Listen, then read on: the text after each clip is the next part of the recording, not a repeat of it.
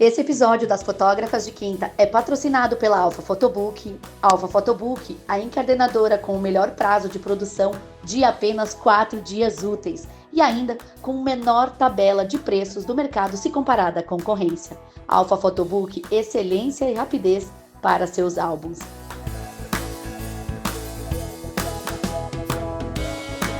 Olá pessoal, bem-vindo ao nosso podcast, o Pod de Quinta.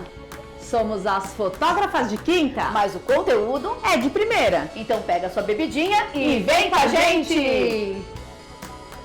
Olá pessoal, bom dia, boa tarde, boa noite, que bom estar aqui com vocês novamente. Não importa o horário, não importa o horário, o importante é que estamos aqui mais uma vez com conteúdo de primeira para que possa agregar para a sua vida, para a sua carreira, para o seu momento em que você está vivendo.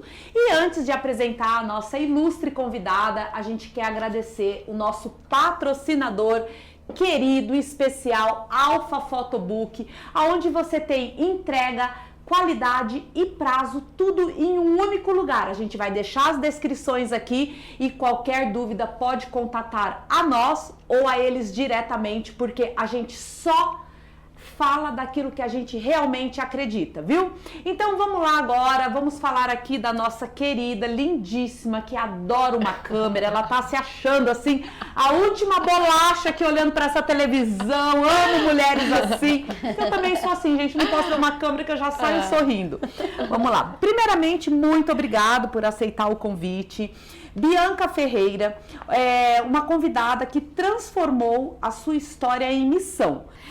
Bianca Ferreira é mãe atípica de uma adolescente de quase 15 anos com T21, síndrome de Down e autismo suporte 2. A partir da sua vivência, ela encontrou um propósito: criar caminhos mais humanos, leves e possíveis para outras famílias. É fundadora e presidente do projeto Estrelas da Diversidade, que promove arte, cultura e lazer para crianças e adolescentes neurodivergentes, criando espaços reais de pertencimento e desenvolvimento. Também criou a galeria Team 21, voltado para adolescentes como foco em socialização, autonomia e identidade, uma fase ainda pouco olhada com profundidade. Bianca também levanta reflexões importantes sobre o chamado desemparadamento terapêutico, trazendo um olhar mais consciente sobre o equilíbrio entre cuidado, infância e qualidade de vida. Com uma fala acolhedora e verdadeira, ela compartilha os desafios e belezas da maternidade atípica, inspirando famílias a viverem com mais leveza, consciência e amor. Então, muito obrigada, viu, por aceitar o nosso convite.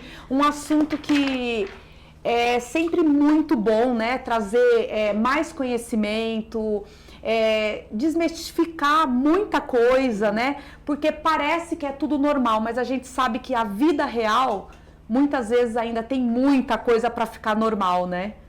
Não, eu falo que esse espaço é um espaço para que a gente traga consciência.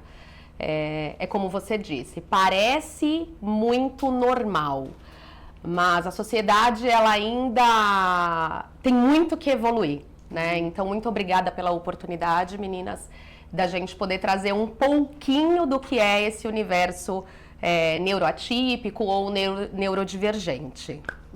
E aproveitando, eu queria muito poder falar aqui e agradecer a Solar e Iluminações e a Lumen Props, porque eles fizeram essa proposta pra gente, da gente trazer episódios voltados a pessoas neurodivergentes e atípicas, para que a gente possa aprender mais, saber lidar melhor, né, com as crianças, com as famílias, mostrar que todo mundo merece ter memórias, registros, e que a gente precisa sim evoluir como pessoa, como ser humano, que eles não são diferentes de nós, nós também somos diferentes para eles, né? Então é a gente conseguir fazer essa inclusão e trazer aqui mais informação sobre esse tema, fazer com que você possa melhorar o seu atendimento, o seu acolhimento no seu estúdio, ou até mesmo da sua família, das pessoas que estão ao seu redor, tá bom? Então agradecer mais uma vez, teremos sempre um episódio por mês com esse tema especial. Maravilhoso. E agora, aproveitando, Bianca, conta pra gente como que foi a sua maternidade, de você ao você descobrir, né, que a sua gestação ia ser um pouco diferente? Então, eu tava grávida, eu engravidei, eu tinha 25 anos de idade, né? Foi uma gravidez, o que eu brinco que não foi planejada para 2011, ela foi planejada, só que pro futuro. E, né, se desenhou no começo, estava tudo ótimo, maravilhoso, e no meio da gestação começam a aparecer algumas questões nos exames. Eles não sabiam ao certo o que nasceria, não sabiam qual síndrome era. A gente até levantou, meu marido na época até levantou a questão de ser síndrome de Down. Eles diziam a todo momento que não. E veio a surpresa na hora do nascimento. Nós tínhamos alguma noção que viria, né, uma criança neuroatípica. Eu nunca tinha tido contato, a não ser nos estágios, né? Minha formação é em nutrição, mas muito sutil, aquela coisa que você vê o filho do vizinho, né? Você é o filho do vizinho, é o filho da amiga, o neto de fulano, mas nunca o seu. Ninguém espera por isso aos 25 anos de idade. E foi uma grande surpresa, um grande choque pra gente, né? Apesar do amor, né? O meu sonho sempre foi ser mãe. E apesar de todo aquele amor, foi um baque. Né? Eu acredito. Foi um grande baque. Na verdade, é aquele baque de não saber se vai dar conta, né? A gente se sente... É a sensação? Dani, eu acho que vai muito além. Vai muito além. Você... É um mix, você não sabe o que esperar da sociedade, você não sabe o que esperar da família. É um mix de impotência, porque você fala, meu Deus, tipo, eu não dei conta de ter uma pessoa, ou de fazer uma pessoa normal. E isso... lá, né, hoje eu tenho outra consciência, hoje eu tenho outra cabeça, eu queria ter a cabeça que eu tenho hoje aos 25 anos de idade, né, ter visto e encarado a sociedade com a cabeça que eu tenho hoje, mas não é assim, né, o processo da vida é diferente. E foi, lógico, bastante difícil pra gente esse começo, muito difícil pra família, a primeira... Aceitação, né? É muito difícil. Eu lembro que quando nós fomos ver, porque a gente não sabia o que ia nascer. Né? O diagnóstico que nós tínhamos intraútero era um diagnóstico de diminuição do cerebelo, aumento da cisterna magna, umas coisas que nem os médicos sabiam o que era. E aí nasce o Lorenzo, e a gente não sabia como ia nascer, o que ia nascer, e na hora que eu tava entrando na sala de parto, eu comecei a chorar, meu médico bateu na minha perna e falou, olha, agora não é a hora de chorar. Agora é a hora de você encarar a realidade. E eu acho que a maternidade atípica, ela diz muito sobre isso, agora é a hora de você... É sempre assim, a gente tá sempre nesses momentos de... Você não tem tempo pra chorar, entendeu? E você já nasceu mãe e é isso que você vai ter que dar conta. Acabou, é isso. E aí você é atropelado, né? Vem um caminhão de informações, de pessoas falar com você. E eu literalmente não assimilava aquilo. Sabe, eu tava no fluxo. Eu vivia no fluxo, aqueles primeiros dias, aquele primeiro momento não tinha diagnóstico, lógico, os médicos bateram o olho nele, já sabiam o que era. Eu olhei e eu falei, gente, mas como ele é esquisito. Ele parecia muito estranho pra mim, as mãos, os pés, a carinha, e eu falei pro Dani... Você conseguiu perceber, porque tem mãe que não percebe, né? Na hora. Eu já peguei cliente que a mãe chegou no estúdio, fiz um ensaio e ela falou, Dani, você não vai acreditar, tô esperando um exame dela, que estão dizendo que ela pode ter síndrome de Down. Só que é impossível. Olha como ela é perfeita. Olha como ela é maravilhosa. Não tem nenhuma característica. É a cara do pai. E é a cara do pai. E o pai tem umas características dos olhos, mas assim, um jeito assim, mas não é. Aí ela não aceitava. Até foi fazer o newborn, fizemos. Quando teve mais ou menos, quando foi com 30, demora um pouquinho. Com 30 dias ela recebeu o exame, 33 dias. É o cariótipo. Ela recebeu o exame, ela falou, Dani, minha filha mas ela já é muito amada, maravilhosa e tal. Aí foi um tempo, mas no começo ela, mesmo olhando, ela falava, não é, eu tenho certeza que eles estão querendo... Por coisa na minha cabeça. Tem um pouco isso, né? Tem bastante, muitas famílias, a gente observa até crianças com outros diagnósticos em que tem muita resistência familiar. E essa resistência é a resistência, né, que se transforma no capacitismo. Mas, no meu caso, num primeiro momento, eu bati o olho e vi que o Lorenzo, ele era estranho, diferente, né? E como ele foi prematuro, e ele foi pra UTI direto, o Daniel, eu fiquei na recuperação, o Daniel que foi vê-lo, tal, e falou, não, Bia, acho que é porque ele é prematuro, né? Então, como ele é prematuro, ele é mais esquisito, tal. Eu falei, não, tem alguma coisa estranha. Mas você percebe o movimento, né? E aí o movimento de outros especialistas, e você naquele turbilhão. As pessoas com cuidado, querendo cuidadinho pra falar e você querendo saber de tudo, né? Não, cuidado pra falar, não. Ah, não tem. Eu acho que isso é uma das maiores dores das mães atípicas, né? É óbvio que nada na vida a gente pode generalizar, mas essa é uma dor muito grande para quem vive essa maternidade, porque os médicos estão habituados a viver isso. E aí eles atropelam a gente, né? Então vem um diagnóstico... Descarrega aquilo como se fosse a coisa mais comum no seu dia a dia. Então tem mulheres que não tinham a menor noção e que tiram e falam, então, ó, seu filho tem um probleminha, né? Aquela fala extremamente capacitista. A gente acha que é síndrome de Down, então, e o desenvolvimento dele é completamente diferente. Assim, ó, na sala de parto. Nossa. Pra mãe, né? Pra mãe. Eu já tenho também uma outra amiga, inclusive, também, que é cliente, que o médico não avisou ela, não queria avisar. Ele chamou o pai e falou, pai, o seu filho, tal, quer falar você pra mãe? Quer que eu fale? Como você gostaria? Você acha que ela vai aceitar? Precisa fazer um trabalho antes pra gente poder falar pra ela? Ele falou, não, pode contar, ela aceita, ela vai aceitar, minha mulher, assim. Mas teve todo um trabalho antes. Então, assim, eu não sabia que o médico já chegava assim e falava. Tem muitos mesmo. Eu achei que eles eram, né? A medicina, não só a sociedade como um todo, é cruel. Ainda tem muito que evoluir. Então, eu acho que não é cruel. Essa é a importância de estarmos aqui, né? Comunicando, né? Trazendo consciência para os profissionais também. O quanto ainda falta humanização. Assim como tem humanização agora na fotografia, né? Dos lindos ensaios de newborn e a forma de cuidar daquele bebê e tal. Não tem uma humanização na fotografia hoje? Completamente Muito. diferente de antigamente. Então é um processo evolutivo. Eu acho que os médicos ainda pecam, sabe? Por estar naquele dia, tem outro parto seguido, tal, não sei o que, blá, falei. Só que tem uma família por trás, tem uma mãe que tinha um sonho, uma construção de um castelo. A frase que mais nos deu força, eu acho que pro Dani também, mas a frase que mais me deu força foi que meu médico, em determinado momento da gestação, e nós perguntávamos, ai, é menino ou menina? Ai, é menino ou menina? Ele falou, por que vocês querem saber tanto se é menino ou menina? Por que vocês querem tanto fazer ultrassom? Sabendo antes? Sabia.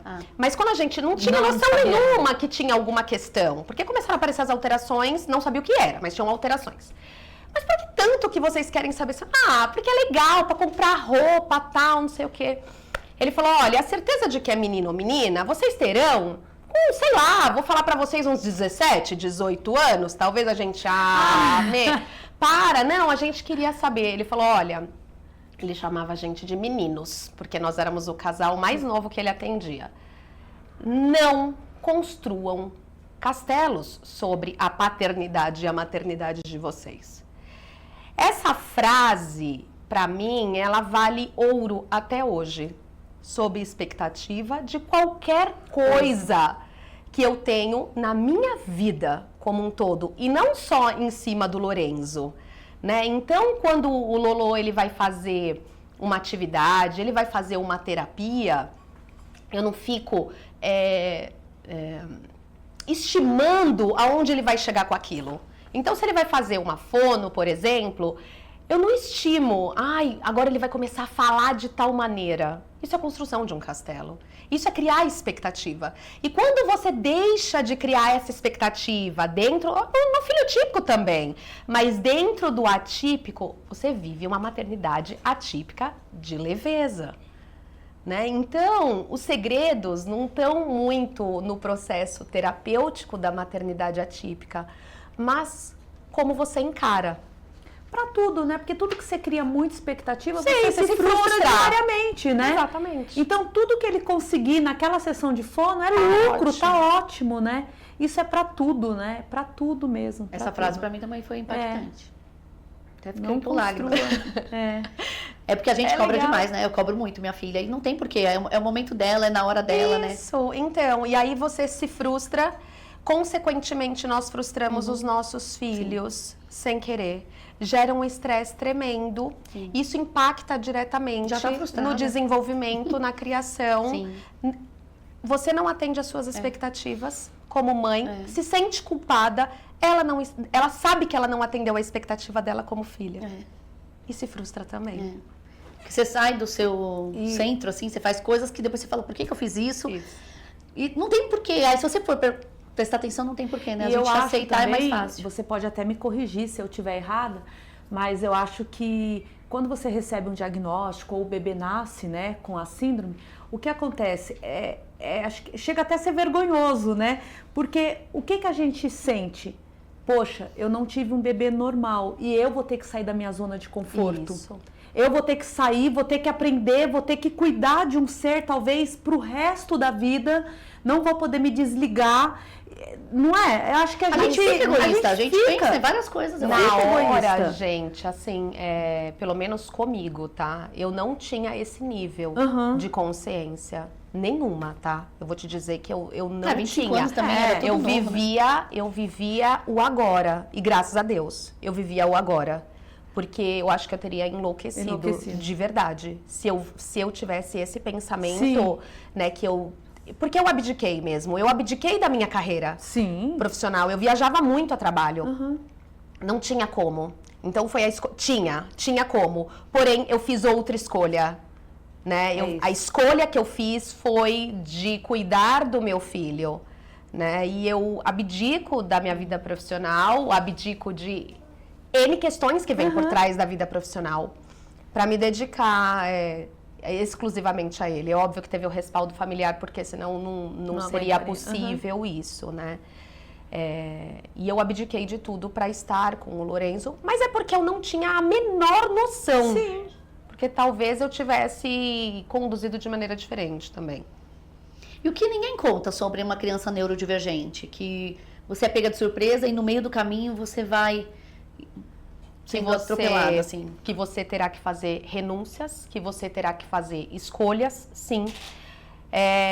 Gastos também são altos? Então, e aí é isso que eu ia falar agora. Quando você faz a renúncia, né, da sua vida profissional e você escolhe conduzir as terapias, e você faz isso, né, os seus gastos, né, tem De um aumentar. desequilíbrio absurdo na família, a não ser que você tenha staff, né? E aí as coisas, como eu já falei, elas vão se atropelando e nem você percebe. Então, de 20 a 40 horas semanais terapêuticas, ninguém te conta isso. Eu achava que fazia terapia, mas eu não achava que fazia esse caminhão de terapia. Eu achava que a criança sindrômica, ela tinha uma síndrome. O meu filho, ele tem T21, que é a síndrome de Down, mais o diagnóstico de autismo suporte 2. Então, o Lolo, ele faz coisas que a gente coloca... A gente tem o hábito, a sociedade, de colocar o deficiente dentro do mesmo pacote, né? Dentro da mesma caixa. Então, síndrome Aqui de é Down. autista. Aqui é Aqui é autista, síndrome de Down, e aqui é tudo igual. Aí, olha, ele é igual fulano que faz isso, que faz aquilo, mas o seu não faz isso. Mas, enfim. É sobre isso também, os julgamentos. Você não consegue assimilar isso. O relacionamento, né? Porque você abdica de tudo e vive aquilo, e aí você se torna... Você nem sabe o que a família acaba se tornando. Verdade. Eu ia falar até um pouco mais pra É um frente, verdadeiro deixar esse tema pra lá, caos. mas eu conheço muitas mães atípicas que não têm condições financeiras, mas que são sozinhas. Os pais A desistiram. maioria. Os Acabou pais sempre separando. desistiram. É a maioria. É 90%. O pai, ele não... Eu falo que não aguenta o tranco, gente. A verdade é esta. Não aguenta o tranco. E eles buscam outros caminhos, né? Gente, assim, a gente não pode generalizar, tá? Nada é Sim, sim. generalizado. Mesmo porque você tem o seu marido. Mas o marido 90% buscam... Os homens, né, buscam outras mulheres. Porque é muito pesado Porque e acaba é muito buscando pesado. alternativas. É muito Em vez pesado. em vez de se encantar, né, pela mulher que tá vendo como você tá sendo mãe, Mas se é que dedicando você- pelo seu filho. Que lindo ver essa mulher se transformar, né, e fazer isso pelo seu filho. Ou o homem se transformar junto, né? Porque... Então, mas é bonito de ver uma mulher fazer isso. Aí ele olha e fala assim, ó lá, agora só fica com a criança, agora não sei o que, essa criança problemática. Isso. Pega vários. E aí ele fala, não quero, não dou conta, eu quero uma mulher pra mim. Muitas vezes a fala não é essa, né? É um processo muito inconsciente. Mas é 90%. 90%. Acontece. Hoje você só vê divórcios nesse universo, ou homens que têm outras famílias, e às vezes aquela mulher, ela tá ali porque ela tem que estar ali, porque ela abdicou da ela carreira precisa dela. Mas temos, gente, a gente tá falando dessa parte ruim, temos sim grandes mulheres dentro desse universo e que trazem a fala delas e que são potência, né, no mercado, mas, então assim, saindo desse lugar de vitimização mesmo, temos grandes famílias lindas, mas é a minoria. Você mesmo... É a grande minoria. Depois que você a grande teve o não, Lolo, é a minoria. Você começou a pesquisar, a estudar, se aprofundar. Sim. Fala um pouquinho como que foi isso pra você. Então, eu nunca tive contato, como eu falei, né? Eu nunca tinha tido contato com deficientes dessa maneira, tão próximo. Família, não tinha. E aí, o meu primeiro processo de aprendizagem foi quando a gente faz o processo de introdução alimentar. Eu sou nutricionista, e aí o Lolo tinha que mastigar de determinada forma, tal, e eu começo dali esse processo de estudo. E o meu filho, eu consegui fazer a introdução alimentar nele de forma satisfatória, efetiva, ele sempre comeu comida e nunca tivemos problema com isso.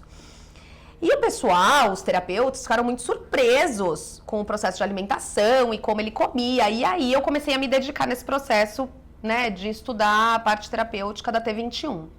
Com 3 anos e meio, o Lorenzo, ele precisava, na minha cabeça, ir para a escola, porque ele precisava desenvolver igual as pessoas típicas.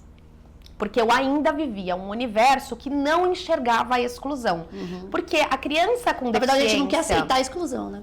Eu não enxergava. Eu achava super viável e possível a inclusão desde que eu me dedicasse. E aí foi quando eu tenho o primeiro choque, em que eu busco diversas escolas e o meu filho não é aceito, até que ele é aceito em uma escola de Que é um absurdo. Mas é... Isso, pra mim isso não é inadmissível. Você vai numa escola, aquela escola não tem suporte para te atender um síndrome de Down, uma típica. A gente tá falando de 13 anos atrás, né? Também. Hoje a realidade muda um pouco. Mesmo assim, muita gente não sabe lidar. Muda um pouco, mas ainda é bem delicado. E aí começa essa minha trajetória. E aí ele foi pra escola. Ele foi pra escola numa metodologia europeia, que até trago essa fala do desemparedamento, da minha experiência atual, que eu trago hoje, da parte terapêutica, é dessa experiência vivida com o Lorenzo com 3 anos e meio, né? Que é Regia Emília Ferreiro, né? Onde as crianças elas são mais livres e as escolas não é uma clausura, né? Eu falo até de uma forma bastante pesada, mas é verdade, eles não ficavam encaixotados, eles tinham a área externa do brincar. E com a área externa, o desenvolvimento, eu tinha muito medo do Lorenzo cair. O Lorenzo sempre teve muito problema de equilíbrio. Então eu tinha medo dele descer os degraus e eu falava que absurdo, essa escola não é plana, ela tinha que ser plana, não tinha consciência, né? Escada, e o pessoal falava, ele dá conta, ele vai subir a escada e realmente, ele sempre deu conta. Ele descia, a subia. superproteção também, porque a gente passa Eu pus a ele superproteção. numa bolha. Eu acho que eu errei nesse aspecto. Hoje eu tenho Mas uma mãe consciência. atípica também erra nessas partes. É coisa de mãe, de proteção e de achar que não é capaz, enfim. Você fez o melhor, Você fez o melhor. Sim, não, eu sou super É. consciente disso hoje. Mas é o que eu falo, eu percebendo esse processo de desenvolvimento atual e tendo consciência do que eu tenho hoje, talvez eu tivesse feito coisas diferentes. Né? Tanto que quando eu pego uma mãe hoje, que eu conheço uma mãe que tem uma criança com T21 com 2 anos de idade, eu adoro conversar. Né? É o que eu falei, hoje já é outro processo. Mas existe essa parte, eu teria feito coisas diferentes, mas ao mesmo tempo, que bom que você não fez, que ele aprendeu diferente, ele é diferente, você aprendeu diferente e hoje você tá aí, devido aos seus aprendizados, você teve que correr atrás, com essa consciência que ajuda muito mais pessoas. Talvez se você tivesse daquele jeito, você não teria corrido tanto atrás para ajudar outras pessoas. A dificuldade faz a gente querer que o outro não passe por isso, né? É a nossa dor, né? Eu falo hoje... E fala pra gente como nasceu o projeto, né? Estrelas da Diversidade. E o nome também. Então, E o que é aplicado, né? Conta tudo aí pra gente. a gente resolveu sair de São Paulo deste caos e ir para uma outra E a cidade. gente faz você voltar para dar uma entrevista aqui, né? A gente sai de São Paulo em busca de qualidade de vida. A gente percebeu que a nossa família não tinha nada a ver com São Paulo, nada a ver com São Paulo. E aí, indo para Jundiaí, eu fiz um estudo antes de ir morar lá, e eu chego em Jundiaí e percebo que tudo que nós tínhamos aqui em São Paulo, em termos de associação, instituição, estímulo, não tinha em Jundiaí. E eu falei, gente, e agora? Só que eu tinha, desde pequena, eu tenho um desejo de trabalhar com o terceiro setor. Gente, eu lembro que eu ia fazer doações com a minha mãe que me levava em abrigos, e eu tinha um desejo muito grande. Eu falei, um dia eu vou ter um negócio desse, um dia eu quero ter uma ONG, né? A gente chamava tudo de ONG, né? Um dia eu vou ter uma ONG. Isso daí, né, caiu por terra, passou a minha vida, tal. E aí, quando nós estávamos lá, eu falei, gente, eu preciso desenhar alguma coisa, desengavetar alguma coisa para que atenda a necessidade do meu filho. O Lorenzo, assim como muitas pessoas com T21, eles são muito musicais, eles gostam muito da arte, né? E o Lorenzo, ele vem desse caminho. Ele sempre foi estimulado desde pequena, tenho formação, né, em balé, sou bailarina, danço. E aí eu acho que eu sempre incentivei ele nisso, então ele gosta disso. Pois bem, eu falei, gente, eu vou fazer um projeto de dança. Simples assim, simplesinho. Vou fazer um projeto de dança, tá tudo certo, tal. E aí a gente, né, juntos, eu e o Daniel pensando, falando, que nome que a gente põe? Eu falei, bom, diversidade tem que ter, diversidade, inclusão, alguma coisa nesse aspecto. E eu falei, e eles são potência, eles são luz, eles são estrelas. E daí nasce, né, enfim, num brainstorming nasce o Estrelas da Diversidade, que inicia com aula de dança e música, só. Você alugou um espaço? Não, foi Ela assim, corri atrás mesmo, lugares para prestar os espaços. e eu faço que legal. parcerias. Então eu chego em Jundiaí com esse projeto, bati de portinha em portinha. Isso faz 2 anos, hein, gente? Fui direto nos terapeutas, porque eu falei, quem a gente tem que impactar? Quem a gente precisa que conheça esse projeto? Os terapeutas. Bati, e aí uma abençoada, a Luciana, querida Lu, acreditou muito, bailarina também, ela acreditou no meu projeto embrionário, sem nada, né? Eu não tinha nada para mostrar para ela, a não ser o meu anseio, o meu desejo e a minha dor de mãe. E ela falou, vamos nessa, eu topo. E aí ela patrocina o nosso projeto desde então. E ela tem o quê? parcerias. Ela é terapeuta? A Lu, ela é terapeuta ocupacional e ela tem uma clínica que chama Estimule, em Jundiaí, que atende muita gente, uma grande especialista em TEA, adulto principalmente, né, de difícil diagnóstico. Maravilhosa. E é devido a ela, graças a ela, que o projeto corre aí. Então ela é uma grande apoiadora. E aí a gente começa a desenhar. E eu, não feliz em só colocar T21, que são, né, só a síndrome de Down, eu falei, não, eu quero incluir todo mundo, o que vier, a minha porta tá aberta. E trouxe os TEAs também. E aí falaram que eu era louca. Né? O pessoal falou, você é louca, isso não se faz, você não sabe que problema que você está arrumando.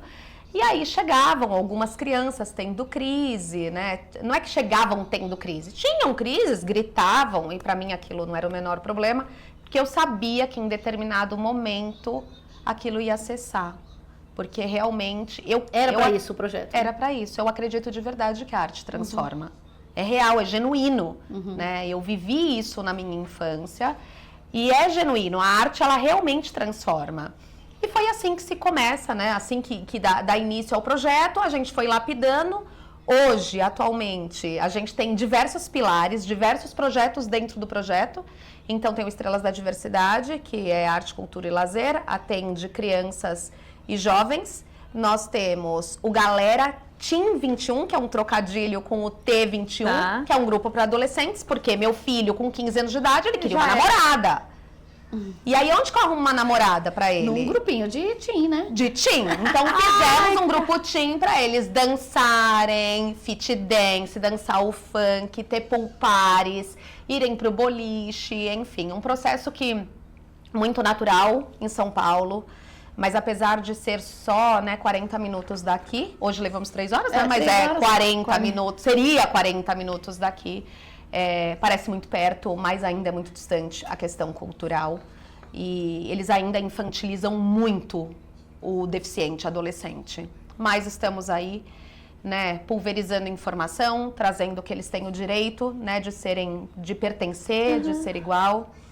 E junto também nós temos o projeto Luminar, que é um projeto de potência da mulher, dessa mãe atípica, o qual, junto com outros profissionais, a gente trabalha a parte de empreendedorismo dessas mulheres, trazendo renda extra, tomando consciência de que muitas são abandonadas, né? Precisam fazer 40 horas, 20 horas, que seja, gente, de terapia, não conseguem monetizar. Esses homens não têm, né, os genitores, que a gente chama, que eu falo que não dá nem pra chamar de pai, são os genitores, eles não têm consciência dessa necessidade, mesmo de presença ou de recurso mesmo. E hoje essa é a estrutura atual. Então, a gente faz também oficinas, então eles têm oficinas de produzirem em parceria, né, com alguns estabelecimentos em Jundiaí. Então, eles têm... a gente vai fazer agora... em Jundiaí é muito famosa uma coxinha, né? Então, eles fazem oficina de coxinha, eles produzem as próprias coxinhas, fritam, né? O pessoal frita e eles comem as coxinhas sempre em grupo, né? A gente tem agora uma vivência com equinos, que é com cavalo, então escovar os cavalos, alimentar os cavalos. E por aí a gente vai Onde abre porta, a gente tá lá, né? Onde abre porta, a gente tá lá. Aliás, gente, por favor, quem quiser fazer parceria com Estrelas da Diversidade, estamos aí disponíveis para qualquer... Abertos, né? Nossa, realmente é muito. E qual que é o nome? Esqueci o nome do seu filho, me deu branco. Lorenzo. Lolo. Você tem foto dele? Depois você me manda. E aí a gente vai apresentar vocês. Esse aqui, ó, é o Lorenzo. Vocês vão ver aí na telinha o Lorenzo, pra vocês já conhecerem. Com a quase família, 15 anos uma do agora, Lorenzo e uma né? da família toda. Quase o pai 15 que tá lá também, que não desistiu, que apoia, que tá lá com a mãe correndo atrás de tudo. Aliás, ele que me apresentou ela, né? Com brilho nos olhos. A minha mulher é porreta. Então... E tem mais uma, né? Tem a Catarina, Que de tem quantos? 6 anos e meio, e vive dentro do Estrelas da Diversidade, porque a gente não só atende os neurodivergentes, como os irmãos, visto a minha dor. Sim. Porque a Nina, ela estava crescendo dentro da sala de espera, né? Enquanto o Lorenzo entrava para fazer terapia, a Catarina ficava no bebê conforto, no sling, mamando. E eu falei, não, gente, eu não quero isso, eu não quero isso. Então, os irmãos estão dentro da sala. E para e pensa, os irmãos são a semente do futuro, né? Porque a gente planta ali sobre inclusão, a gente desmistifica. Nina chegou uma fase e falou, mãe, eu não quero ir mais no Estrelas. Falei, por quê, filha? Ela falou, porque eu não tenho síndrome de Down, eu não tenho autismo, eu vou fazer o que lá? Falei, filha, você é a semente do futuro. Se você não souber explicar para os seus vizinhos o que é autismo, o que é TOD, o que é, enfim, gente, uma série de transtornos, o que vai ser dos seus amigos no futuro? É verdade, né, mãe? Eu preciso ajudar. É isso. A Lorena esses dias foi pra escola sexta-feira, que foi o dia da diversidade. Isso. E aí... Dia da Internacional da Síndrome de Down. E aí, veio pra gente do Síndrome de Down, mas veio da diversidade, então a escola dela fez Seja Diferente. Todo mundo de meia, meião trocado. Isso. Aí eu falei pra ela, antes disso, eu falei, filha, você aceita as pessoas diferentes? Ela, lógico, mãe, todo mundo tem que ser aceito, tal, não sei o quê. Eu falei, então você vai com a meia diferente uma da outra. Ela foi com a meia e com um par de tênis. Ela falou, você é bem diferente. Arrasou. Separou o sapato. Ela falou, mãe, quase ninguém foi. Eu falei, mas a próxima vez você fala pra sua amiguinha que tem que ir, que nananana. Aí ela foi toda diferente. É isso que É bem legal. Isso que torna consciente, né? Parece... Veio uma Pequenas série... coisas, né? E eu queria saber sobre a sua filha, a próxima gestação, né? Como que foi? Porque eu acredito que vem carregada de um medo também, quando você descobre que tá grávida. Como será essa minha filha? Essa expectativa. E conta um pouquinho pra gente sobre ela. E também, depois que eu conheci um pouquinho do Daniel, bem pouquinho, e eu sei que ele é autista também. Isso. Então, é um autista muito fodástico, viu? Que tem uma inteligência aí. E aí ele falando, ele gosta de estudar, ele também faz terapia, a terapia mesmo cuida dele, porque ele é terapeuta, e a terapia ajudou ele a ser melhor também, né? A lidar com o autismo. Autoconhecimento, né? Então, aí fala sobre a família, né? Primeiro fala sobre a Nina e depois sobre o marido. Então, a Catarina foi o seguinte, nós tínhamos o desejo de ter 3 filhos. E aí veio o primeiro filho, né, com uma deficiência e com uma demanda bem grande, né? O Lorenzo, com 5 anos, ele era com os cuidados e o zelo de uma criança de 2 anos, mais ou menos. E aí, mesmo assim, ainda continuava o desejo. Eu engravidei. Quando eu fui, no dia que eu fui fazer o ultrassom, eu perdi. Mas mesmo, e foi um estresse, nós queríamos muito, tal, foi uma dor muito grande pra gente, né, ficamos enlutados, mesmo sendo uma gravidez muito no início, mas era desejada, enfim. E aí a gente começou, porque geralmente, não é geralmente, existe alguma alteração genética e as perdas não são ao acaso, né, a gente, quem tem filho com deficiência e vai aprofundar na parte da genética, né, fazer mapeamento, enfim, é assim. E aí a gente tentou novamente. Não, eu falei, eu não quero mais. Eu não quero mais, eu não vou ter mais filho, não sei o quê, né? Engravidei da Catarina. E aí a gente fez, né, uma série de exames para poder acompanhar essa gestação. Só que é lógico que do começo até o final, até sair da minha barriga, sem brincadeira, para mim foi do dia que eu descobri até tirar. Não importa os exames, né? Não importava os exames. Eu vivia apreensiva. Curti a gravidez, mas assim, sempre... Sim, você é a pulga atrás da orelha, né? Sempre. Porque assim, o Lorenzo não tinha, eu tava nos melhores lugares, com os melhores médicos, e nós não tínhamos o diagnóstico, ele não tinha marcadores claros da síndrome de Down. Haviam alterações, mas não marcadores. Então, qualquer demora num ultrassom, aquilo era bastante estressante para mim. Eu acho que eu ainda tinha um despreparo emocional grande ainda, né? Para esperar e aguentar o tranco. Eu falava, gente, mais um eu não vou aguentar. Mais um tranco eu não aguento. E hoje eu conheço quantas famílias tem. Eu já tenho filho com 3. Quantas? Eu conheço várias 3 famílias. autistas. Não, mas a mãe com 3 autistas. 3 autistas. 2 com um nível bem grande. Eu conheço várias famílias hoje em dia. Por isso que eu falo que eu queria a sabedoria dos 40 e poucos anos, sozinha. Pra variar. Pra variar, sozinha. A sabedoria dos 40 e poucos anos, quando eu tinha 20 e poucos, né, que eu teria... O meu lado emocional seria mais leve.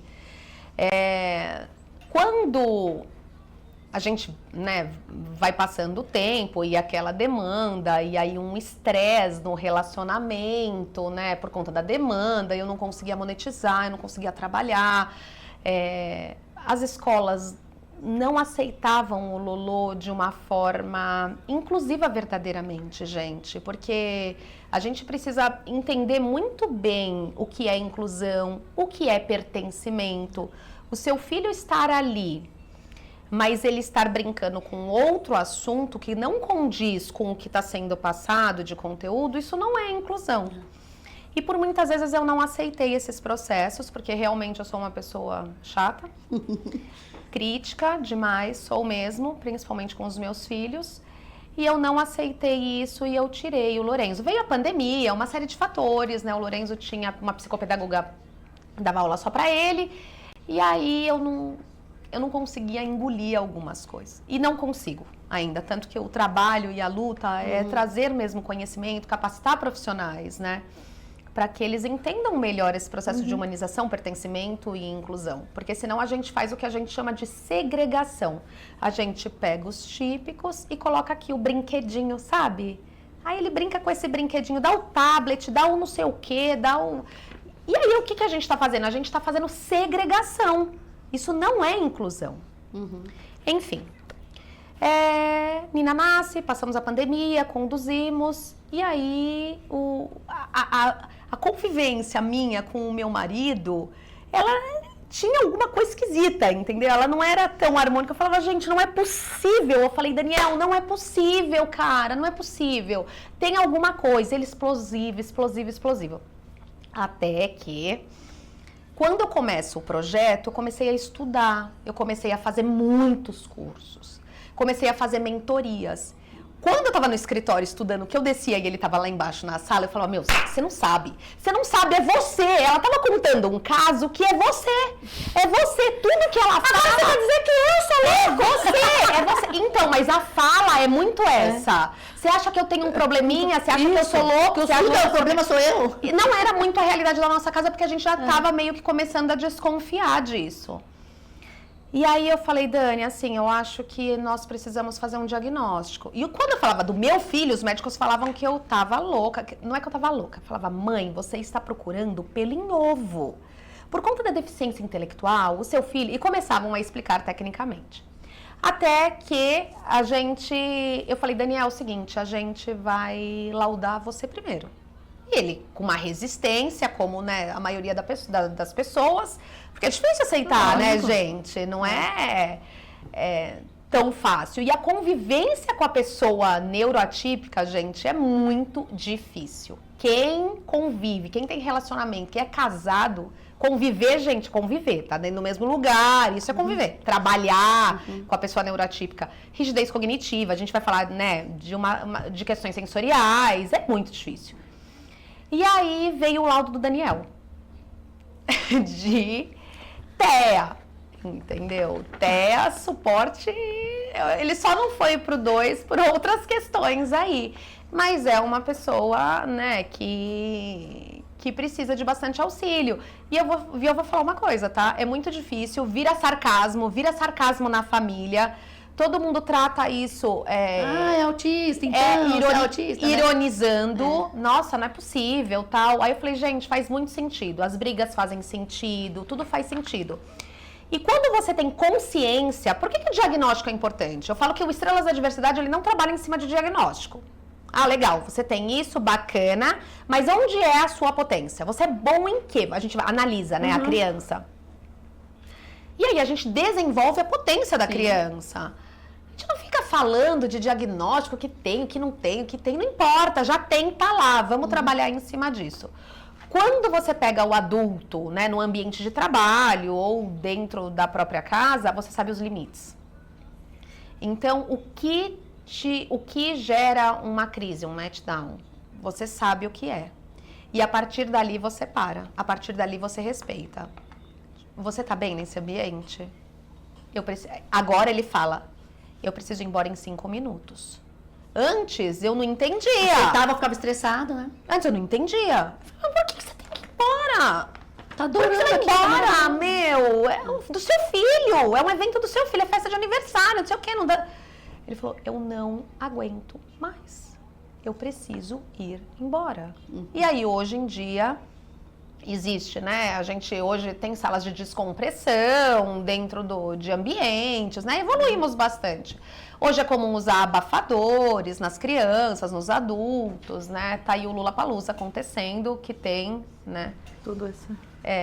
Que tem uma sala de descompressão para que as pessoas possam se sentir mais acolhidas, né? Então, assim, legal, gente, não é muitas... fácil a convivência. E muitas pessoas, eu fui numa festa esses dias, inclusive, tinha um menininho autista, e eu conversando com esse menininho autista, inclusive eu vou trazer os pais deles aqui em breve. O pai, quando eu fui falar com a criança, aí eu falei, autista, né? Ele fez assim, né? Já era visível. Aí ele falou assim, e eu também. Só que eu não sou laudado.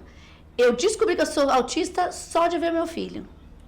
porque meu filho é laudado, mas tudo que ele faz eu fazia quando era pequeno. Aí eu comecei a levar ele nas terapias, tudo que as outras crianças faziam, tipo... Aí ele começou a falar, a professora fazia isso, eu sempre fiz isso. Aí, aí ele começou a falar, aí ela falou assim, eu nem quero fazer laudo porque eu sei que eu já sou. Eu me assumo e tal. E aí ela tem esse autista e nasceu agora outro menino. É genético, né? Então a gente fala, a gente sempre traz essa fala, né? Alguém da família tem. Né? Então é interessante olhar, porque às vezes, gente, tem muito isso, né? São relacionamentos desfeitos, casas desestruturadas, mãe sozinha. Pensa na bola de neve que vira isso, né? A mulher sozinha, tendo que levar na terapia, né? Tudo porque às vezes um laudo traria solução. Essa pessoa, esse adulto, ele iria pro terapeuta. E a mulher é pior ainda, você sabia? A mulher, o diagnóstico da menina, ele demora mais, porque a menina modela melhor. Então, imagina a mulher autista, imagina essa mãe, né? O quanto ela não vive de estresse, às vezes sem saber que ela tem um diagnóstico aí, né? Um transtorno do espectro, ela se encaixa ali dentro daquele transtorno. Então é muito importante, sabe, a gente levar consciência e ver o quanto é importante esse laudo para esse pai, às vezes para ele ir para terapia também, ajudar ele na ele falou que ele faz tudo. Ele falou, nem só não fui laudado, mas eu faço tudo, faço terapia com ele, tudo. Maravilhoso. Ô, Bianca, e um tema assim, né, super importante, você falou até que o Lolo, né, tá querendo namorar, enfim, beijar na boca, é uma, né... Como e eles têm um lado sexual mais assim, atacadinho, né? Como você enxerga essa questão, né, na sexualidade na adolescência atípica e também, né, o impacto que esse diagnóstico pode ter nos relacionamentos e no casamento? Então, do casamento a gente já falou aqui, né? Quando a gente traz...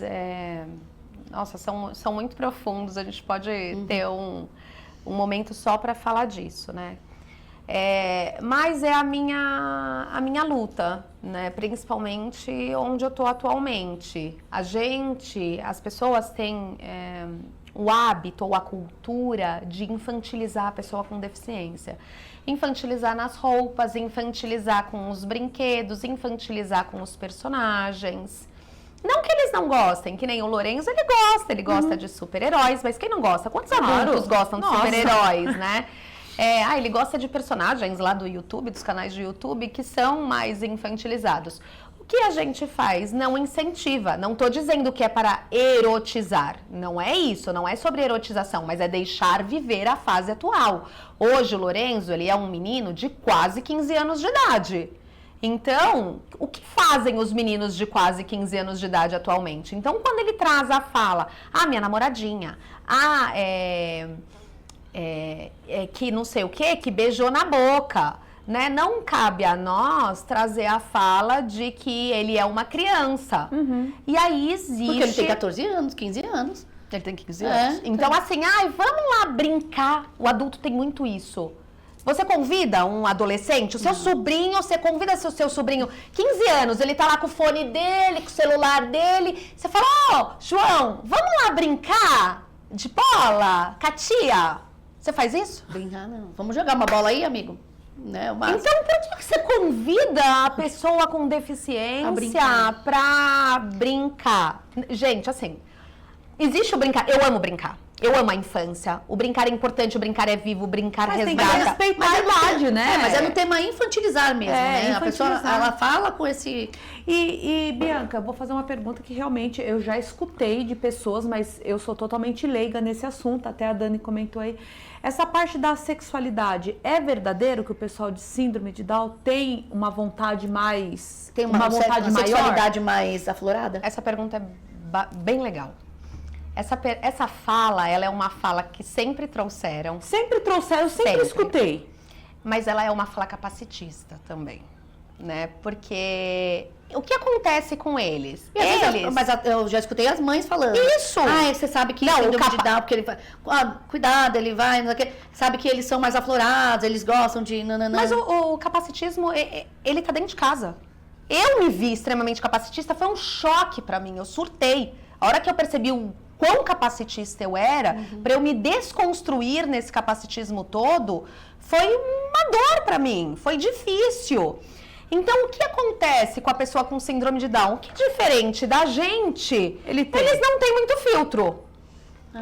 É só isso que acontece, entendeu? É só isso. Então, assim, em vez dele chegar aqui, ele vai falar, nossa, como você tá linda hoje. Amei o seu cabelo.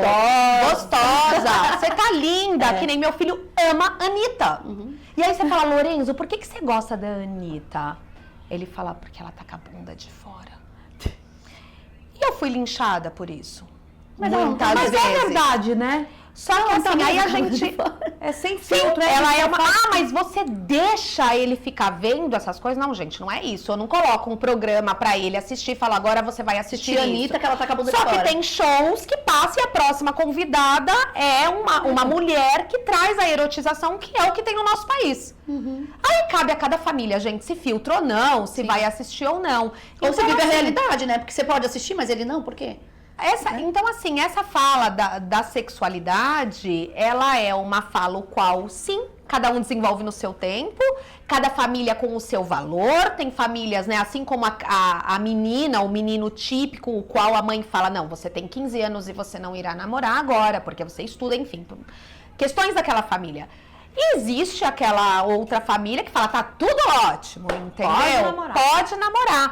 Então... É só isso, ele só não tem filtro. E sim, que nem o meu filho, nós tivemos uma questão dentro do meu condomínio, que o meu filho gosta muito de abraçar, e é uma característica, sim, deles, porque eles não têm filtro e eles amam genuinamente todo mundo. Então, eu te amo, eu beijo, eu abraço. E quem vive nessa bolha é muito legal de viver. Hoje eu acho muito legal. E eu falo pra eles assim, eu falo, ó, aqui no Estrelas a gente beija e abraça. Ali não pode, ok? Aqui pode? Pode. Ali pode? Não, não pode, Bianca. Por quê? Porque o pessoal não... porque a sociedade não entende, galera. Eu falo pra eles, gente, a sociedade não entende que a gente, né, quer beijar, quer abraçar. Ninguém chega ali no porteiro, que é o que alguns deles fazem. Lembrando, gente, não dá pra generalizar, não é 100%. Mas, assim, as pessoas da minha convivência são assim. Os T21 da minha convivência. Então, chega ali, oi, João, tal, um beijo, um abraço, tal. A gente não faz isso. Chegou, João, bom dia. E passa. Porque a gente tem o modelamento social, né? A gente tem o filtro. Então, é basicamente isso. E sim, eles têm direito. A gente já tem já tem aqui também as nossas crenças. Nossos pais falaram, só cumprimenta todo mundo. Pra eles, inocente, é uma criança, vamos dizer que é pra sempre uma criança, né? Que não tem aquela coisa inocente, aquela coisa então, que é verdadeira. Mas não é... Não é assim, depende da família, depende de como você cria, entendeu? Que nem meu filho, falavam que o meu filho nunca saberia o que é uma figura de linguagem. Ah, vai cair um pé d'água, ele vai achar que vai cair um monte de pé. E hoje, por exemplo, ele vindo com a gente, ele várias figuras de linguagem. Eu falei, Lolo, tá muito legal, como você tá falando. Gírias. Então, cada dia mais eu percebo o quê? Que é a família. E é de cada um também. É o quão capacitistas somos, o quão acreditamos na potência daquela pessoa. O meu filho, ele só começou a desenvolver hoje, ele tá musculosinho, assim, ele tá com 15 anos, o peito tá musculoso, o braço. Já treina. Então, mas isso só começa quando cai o meu estigma, né? Que eu falo, ele não tem força, porque ele é hipotônico, ele não tem força. Quando eu parei de acreditar nisso, quando eu olhei pra ele e vi que ele é capaz eu falo, potência, enxerguei. Ele tem limitações, eu tenho inúmeras limitações. E eu falo isso pra ele, eu falo, Lorenzo, não me coloca pra jogar uma bola com você. Põe a cadeira, que eu sou péssima, não vou conseguir. É igual, não vai fazer diferença. Põe a cadeira e você joga a bola. Então, quando eu passei a enxergar a potência do meu filho, o desenvolvimento dele fluiu, né? Ele secou, ele emagreceu, os braços tornearam, o peito torneou. Um moleque de 15 anos, a barba, né? Faz barba e tal. Um moleque de 15 anos, né? Visto isso, ele tem os atrasos dele, logicamente. Se você falar, ele vai se cortar, vou fazer a barba dele, né? Não, deixa que ele faz. Não, mas aí eu preciso fazer. Você que faz? Aí são as questões que, assim, gente, isso é o que falam, os zelos e cuidados, Permanecem, né? E tem pessoas que têm mais habilidade. Dentro de uma sala de aula, eu dou o exemplo da minha filha, né? Dentro da sala de aula, lá do primeiro ano, nós temos tantos por cento que escrevem e leem muito bem. Temos tantos por cento que fazem X e tantos por cento... Sim. É isso. É isso. Então, com uns 15 anos de idade, é isso. É a questão do encaixotar, né? Ah, tem síndrome de Down. Então, tá todo mundo aqui, ó. Não. É um arco-íris. Então, né? Aí a beleza tá aí, né? Então, a beleza do arco-íris tá em que é cada um de uma cor. E somos assim, somos singulares. E eles são singulares, né? Tanto que na logo do Estrelas da Diversidade tem diversas cores de mão dada. Todos carregam uma estrela no peito. Somos todos iguais, mas somos todos diferentes. Somos diversos, né? E isso é muito claro para eles. Ah, mas eu não consigo fazer tal. Não consegue. Você vai ter que treinar mais. Ah, mas eu vou sair. Não vai sair. Não vai sair. O dia que você fizer a aula com excelência, tiver com a perna alta, tudo, você vem, tia Bia, então agora eu desisti e eu vou sair. Não é porque você também é autista que você vai ficar Você vai jogando que isso como se não consigo, né? Muleta, né? Muleta. Vitimismo. É. E aí a gente junta com as famílias, né, que não tem culpa de serem capacitistas, não é isso, ninguém escolhe. Fala, hoje eu resolvi ter uma fala capacitista, gente. Não, é cultural, é social, é do meio que você cresceu, de como que você vive. Né? E aí você tem, é porque tá muito cansada, ela já faz tanta terapia e agora mais isso. Mas isso é na vida, em tudo, em qualquer questão, né? Até o que você falou na parte financeira. Faz um curso, ela pagou para fazer um curso com um especialista. O homem ensina ela vai lá e fala, não, mas eu faço assim. Você tá lá para aprender o que ele tá fazendo, você quer continuar fazendo a mesma coisa. Isso. Então, você quer mudar? Para de... Dê a chance, né? Dê a chance, abre, aí muda, né? Converse com pessoas que são especialistas, que sabem que pode encurtar seu caminho, te direcionar. Tenta, vai, então, mas às vezes o capacitismo, ele tá tão forte, enraizado, que... É um trabalho. É um trabalho, tem que querer. Você tem que querer sair. Você tem que ver isso acontecendo no mundo. Tem que estar perto de você. Né? Tem que virar a chave, né?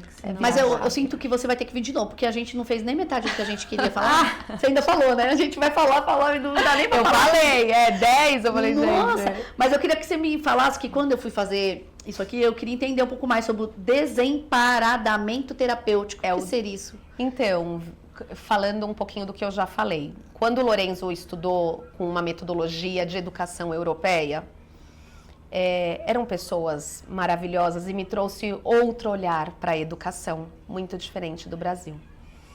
E lá, eles falam do desemparedamento. O desemparedamento é o quê? Tirar as paredes e explorar o mundo.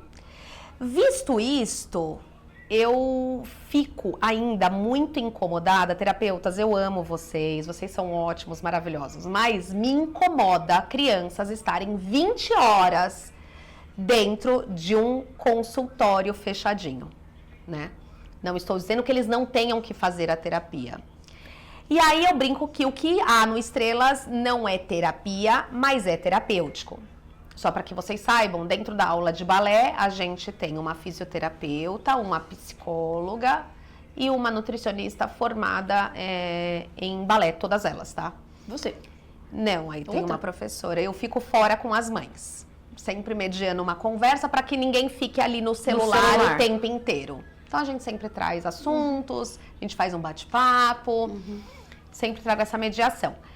E aí o que eu comecei a perceber? Que junto com os terapeutas ocupacionais e outros terapeutas psico, que eles tinham um desenvolvimento maravilhoso nas aulas de circo e nas aulas de balé.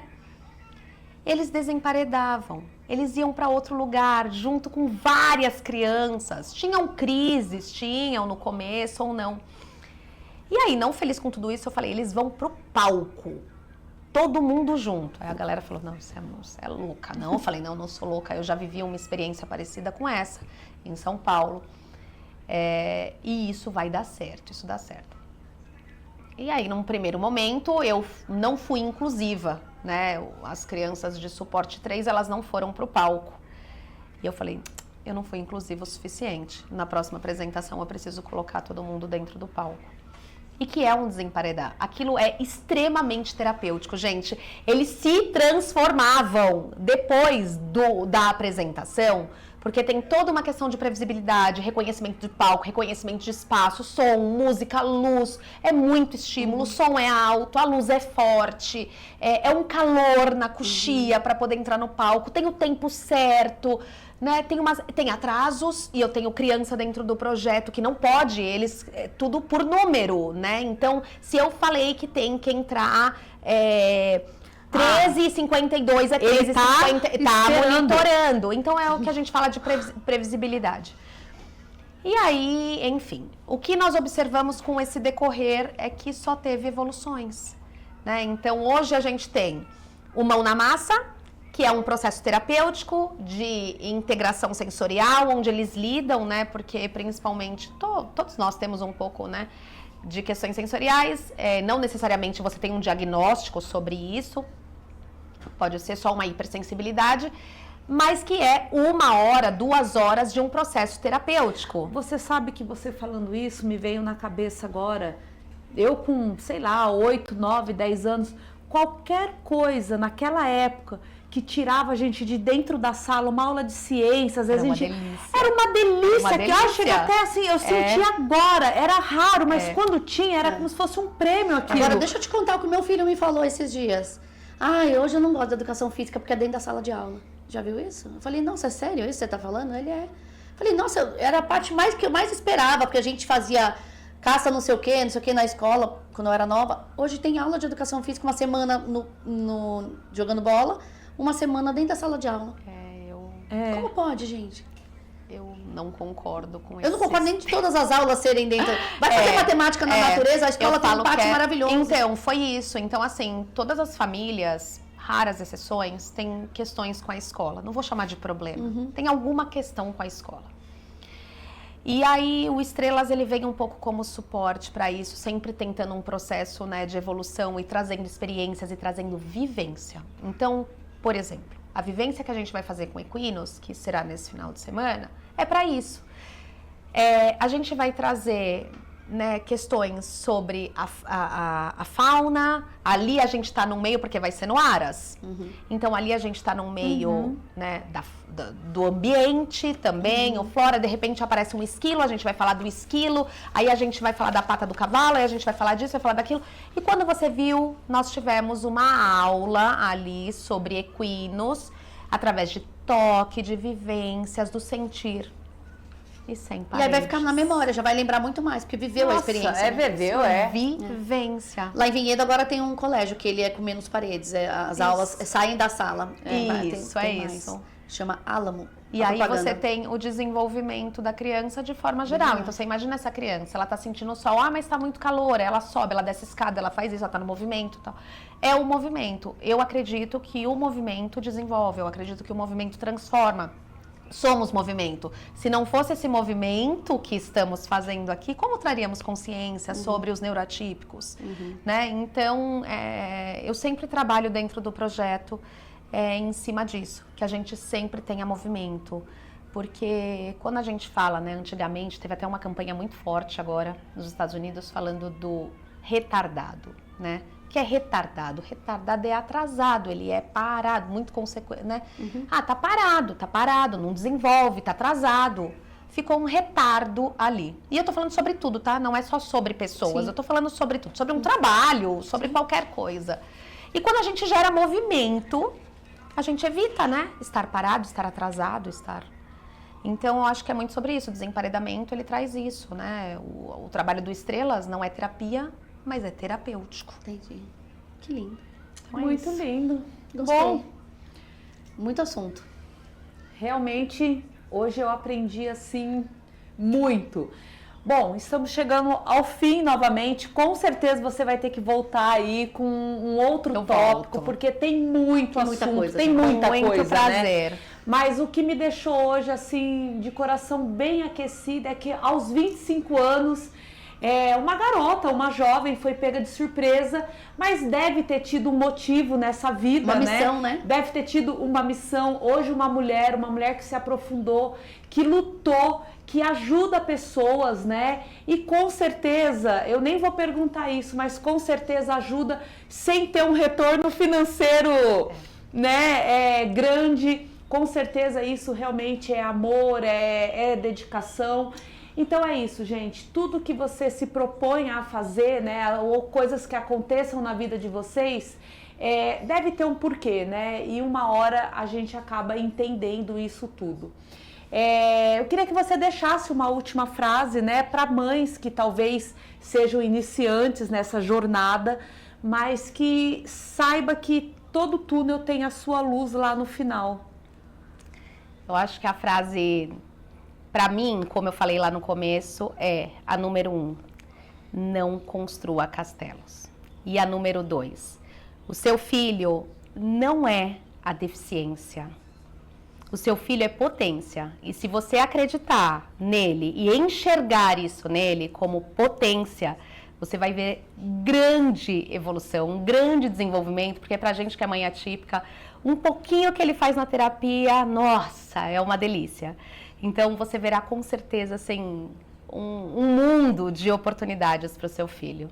Eu acho que a mensagem é essa e a gente tem que acreditar. A gente tem que acreditar que a gente pode, a gente tem que acreditar que a gente é capaz e a gente é capaz de transformar. Uhum. Ai, Dani, você encerra? Ai, gente, que coisa maravilhosa. Gente, é isso. Então, mais uma vez, agradecer, né, Solar Iluminações e a Lumen Props, que nos deu a oportunidade de estar aqui falando sobre esse tema, trazer pessoas tão inspiradoras, né, que gostam e têm a missão de ajudar pessoas. E você que é fotógrafo, que atende as pessoas neurodivergentes, que tá nesse universo da infantil e até adulto, né? Às vezes muitas pessoas, para que a gente aprenda, né? A acolher, esteja preparado também para ter um estúdio de acolhimento. Então a gente fica aqui com mais esse episódio maravilhoso e pedindo aí para você compartilhar, né? Com certeza esse episódio ele vai servir para muitas pessoas. Então vai lá, indica pro colega, passa pro amiguinho, compartilha os nossos shorts, né? As nossas mini vídeos para que as pessoas cheguem em mais pessoas. Então a gente conta também com a sua ajuda, tá bom? Um beijo grande e até a próxima, gente. Tchau, tchau. Beijo. Esse episódio das Fotógrafas de Quinta é patrocinado pela Alpha Photobook. Alpha Photobook, a encadenadora com o melhor prazo de produção de apenas 4 dias úteis e ainda com menor tabela de preços do mercado se comparada à concorrência. Alpha Photobook, excelência e rapidez para seus álbuns.